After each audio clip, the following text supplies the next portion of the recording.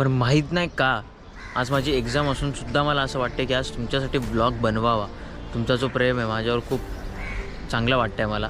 त्यामुळे मला असं वाटलं की ब्लॉग बनवू. त्यामुळे आज मी ब्लॉग बनवणार आहे खास तुमच्यासाठी.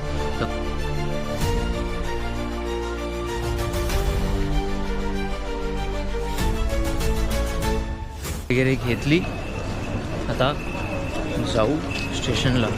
पण आता पटपट जाईन, जी ट्रेन भेटेल त्याने जाईन आता मी.